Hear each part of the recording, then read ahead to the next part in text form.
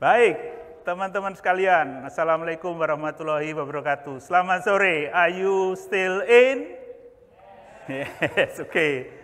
Baiklah, yang perdana ini kita ingin teman-teman mengupdate, memperbaharui informasi yang bisa menjadi modal untuk meningkatkan semangat berkinerja dari rekan-rekan sekalian.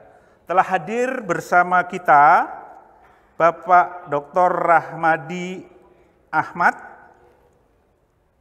Ahli Utama Deputi 5 KSP. Kepada beliau kami undang sekaligus ke depan dan berikan aplaus yang meriah.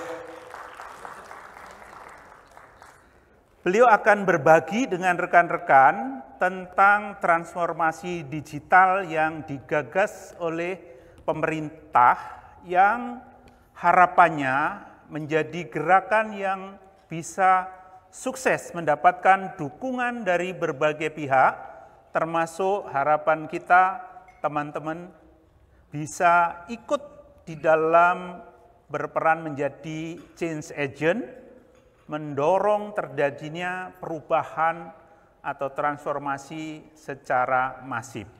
Untuk tidak membuang waktu, kami persilahkan kepada beliau, Pak Rumadi, untuk menyampaikan paparannya, dan nanti jangan lupa teman-teman silahkan bertanya, berdialog. Saya mohon Bapak menyediakan ruang untuk teman-teman saya bertanya. Terima kasih, monggo Pak. Terima kasih Pak Pur.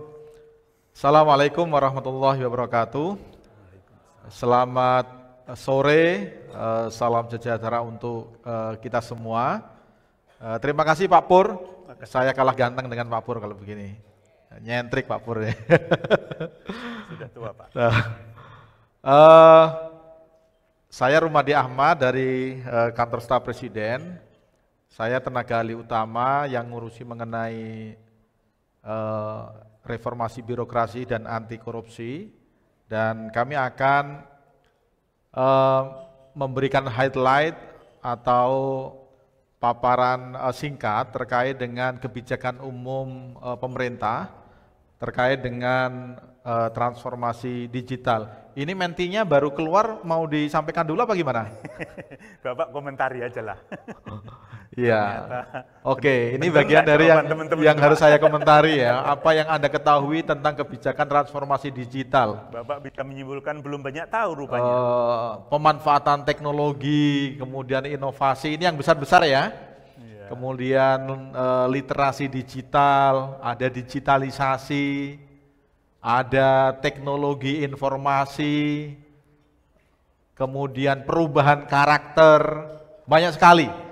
Saya kira hal-hal penting yang kelihatan di tengah yang tulisannya besar menggambarkan mengenai apa yang kita ketahui mengenai transformasi digital, termasuk misalnya soal perubahan karakter. Saya kira ini hal penting juga yang memang harus kita perhatikan dalam transformasi digital ini, apalagi bapak-bapak dan ibu-ibu jafungnya itu pengembang teknologi pembelajaran gitu. Jadi ahli teknologi pembelajaran lah bapak-bapak dan ibu-ibu, dan saya kira teknologi pembelajaran itu inline dengan apa yang menjadi kebijakan umum pemerintah terkait dengan transformasi digital ini. Nah, bisa mulai ditayangkan atau masih ada yang terkait dengan ini? Cukup. Nah, pertama-tama saya ingin menyampaikan apa yang nanti akan saya sampaikan secara singkat. Yang pertama adalah bagaimana teknologi itu dapat mempercepat terwujudnya visi dan impian ber-Indonesia, terutama dalam pengembangan sumber daya manusia Indonesia. Kemudian bagaimana kebijakan pemerintah untuk menghadapi tantangan dan memanfaatkan peluang di era digitalisasi. Kemudian yang ketiga, bagaimana peran ASN dalam mendukung transformasi digital yang dilakukan oleh pemerintah. Nah, untuk sampai ke situ ada satu tulisan tangan yang ditulis oleh Presiden Joko Widodo tanggal 20 Desember 2015. Ini tulisan tangan, mungkin nanti akan menjadi manuskrip ini. Manuskrip tentang apa yang diimpikan oleh Presiden, impian Indonesia 2015-2085. Itu ada beberapa hal penting yang saya kira ini menjadi pemikiran Presiden sejak periode pertama 2014 sampai tahun 2019 dan dilanjutkan 2019 sampai tahun 2024 yang akan datang. Meskipun begitu, sebenarnya Presiden tidak hanya berpikir sampai 2024 yang akan datang, tapi beliau berpikir bagaimana nanti di tahun 2085. Nah, apa yang menjadi concern Presiden? Yang pertama adalah sumber daya manusia Indonesia yang kecerdasannya mengungguli bangsa-bangsa lain di dunia. Itu diimpikan oleh Presiden. SDM dengan kecerdasan yang mengungguli bangsa-bangsa lain di dunia. Kemudian yang kedua adalah masyarakat Indonesia yang menjunjung tinggi pluralisme, berbudaya, religius, dan menjunjung tinggi nilai-nilai etika. Nilai-nilai etika ini penting, meskipun kita mau berubah seperti apapun, kita bertransformasi dengan menggunakan teknologi apapun, tapi kita sebagai bangsa, sebagai masyarakat, ada tatanan kehidupan yang tetap harus kita jaga, dan kita tidak boleh berubah. Jadi mana yang bisa kita ubah, tetapi yang hal-hal mendasar terkait dengan eksistensi kebangsaan kita tetap harus kita jaga. Kemudian yang ketiga adalah Indonesia menjadi pusat pendidikan, teknologi, dan peradaban dunia. Barangkali impian ketiga ini yang mempunyai relevansi kuat dengan bapak-bapak dan ibu-ibu sekalian.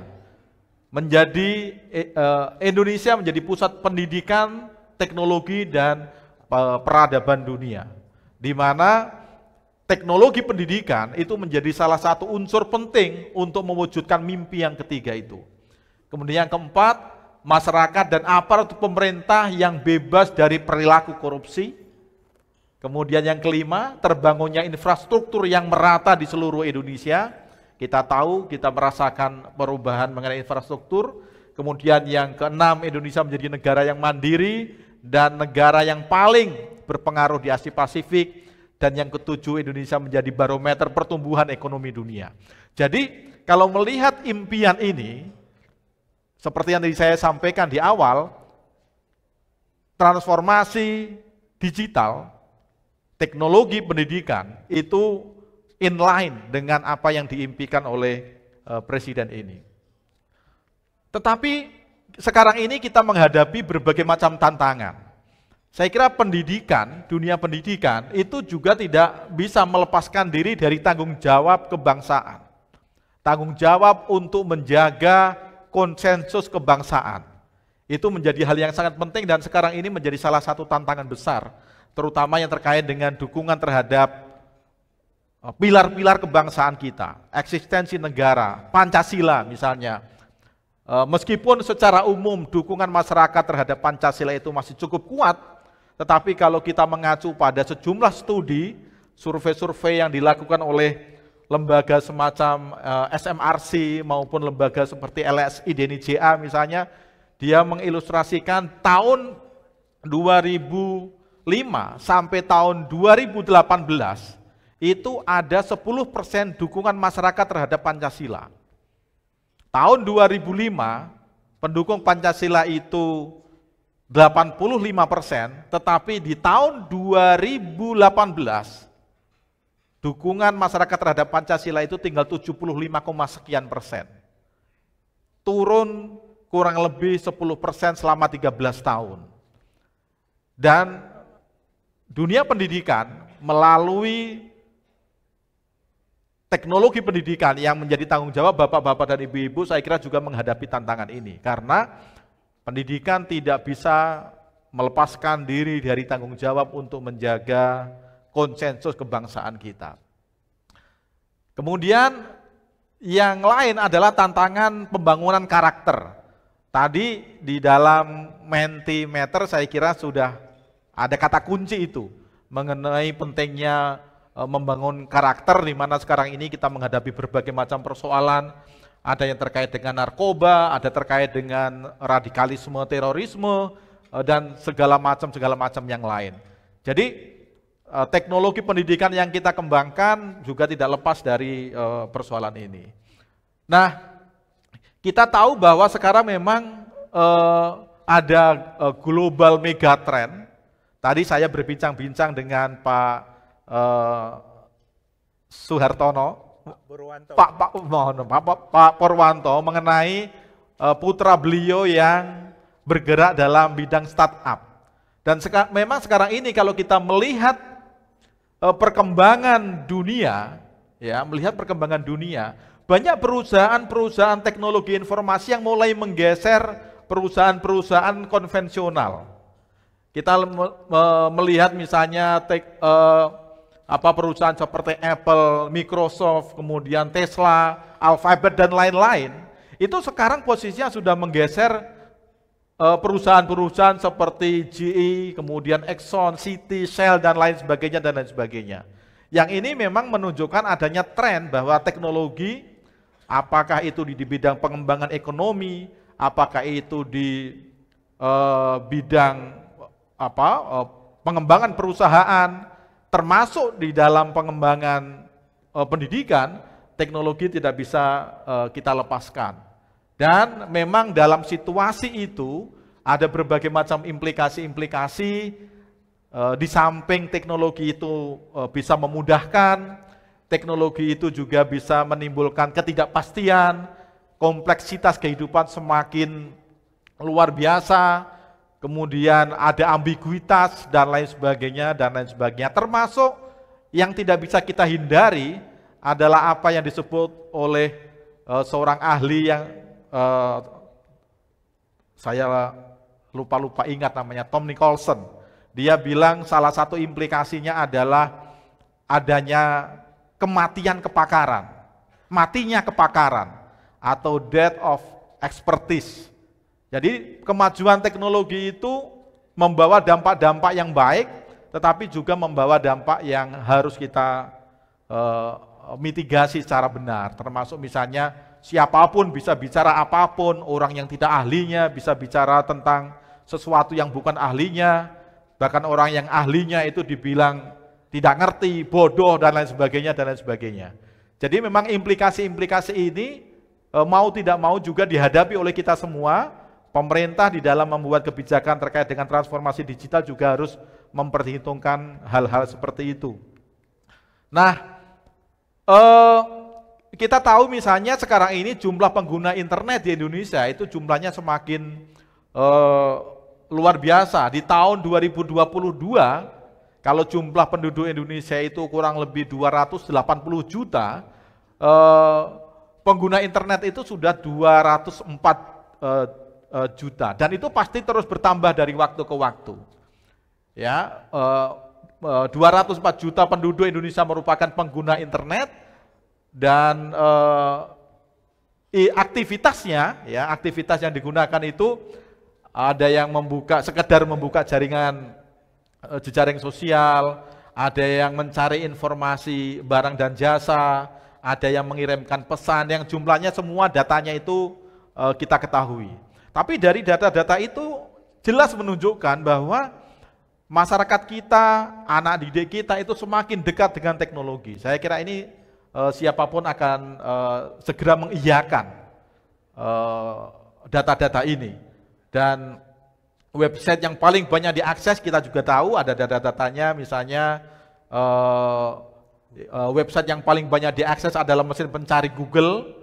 Ada sekitar 883 juta akses, YouTube 240 juta akses, detik.com yang berita melalui detik.com itu ada 119 juta akses, Facebook 103 juta.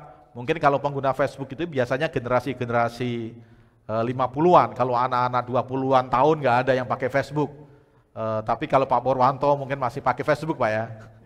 Ya, Facebook itu ya generasi-generasi seperti kita lah gitu. Nah, kemudian sekarang kita masuk pada kebijakan pengaruh utama transformasi digital yang dilakukan oleh pemerintah.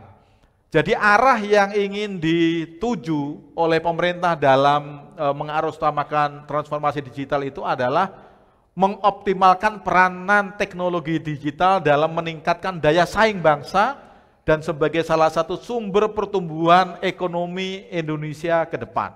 Ini terutama dalam bidang ekonomi. Nanti dalam bidang pendidikan tentu peranan teknologi digital akan digunakan untuk memperkuat sumber daya manusia Indonesia yang berkarakter. Jadi kata berkarakter saya ingin selalu garis bawahi karena semaju apapun teknologi kita ada yang tidak bisa tergantikan oleh teknologi. Penanaman nilai-nilai, pembentukan karakter itu tidak sepenuhnya bisa bisa diganti dengan teknologi.